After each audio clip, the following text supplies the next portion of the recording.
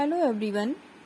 आज के इस वीडियो में हम लोग पढ़ेंगे रस, जिसमें हम लोग रस की परिभाषा, रस के अंग या अवयव, रस के प्रकार और उनके अस्थायी भाव पे डिस्कस करेंगे।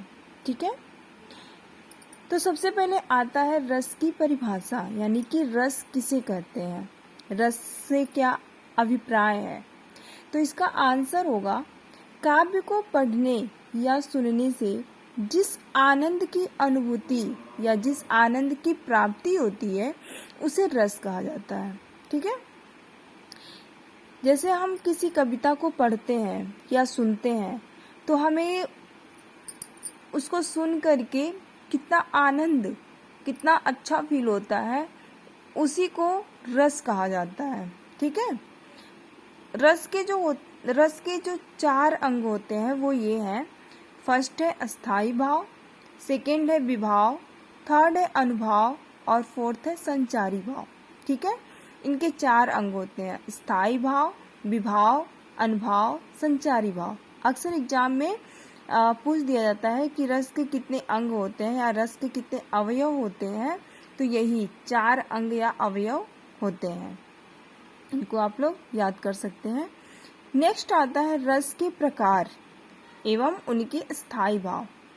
जो रस के प्रकार होते हैं, हालांकि हम जानते हैं कि सबसे पहले रस के 9 प्रकार होते थे।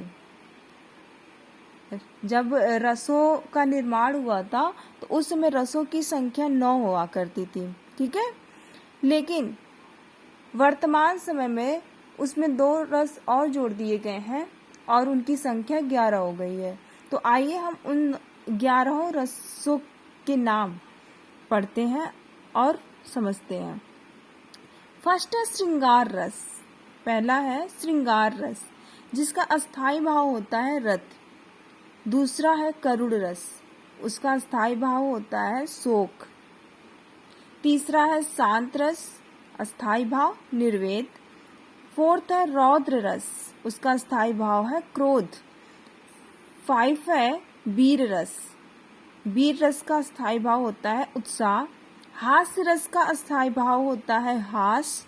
भयानक रस का अस्थाई भाव होता है भय। विभत्स रस का अस्थाई भाव होता है जुगुप्सा। अद्भुत रस का अस्थाई भाव होता है विस्मय। वात्सल्य रस का अस्थाई भाव होता है वात्सलता। और लास्ट जो 11वां रस है उसको भक्ति रस कहा जाता है। तो भक्ति रस का स्थायी भाव होता है भगवत विषयक अनुराग। ठीक है, ये देख लिए कुल 11 रस हैं। श्रृंगार रस, करुण रस, शांत रस, रौद्र रस, वीर रस, हास्य रस, भयानक रस, विभत्स रस, अद्भुत रस और भक्ति रस। ठीक है, तो ये तो रहा रस की परिभाषा, रस के अंग, रस के प्रकार और उनके अस्थायी भाव के बारे में। ठीक है, तो इतना आप लोग पढ़िए, समझिए। नेक्स्ट वीडियो में हम इसको डीपली पढ़ाने की कोशिश करेंगे, समझाने की कोशिश करेंगे। आज के लिए बस इतना ही। Okay, thank you.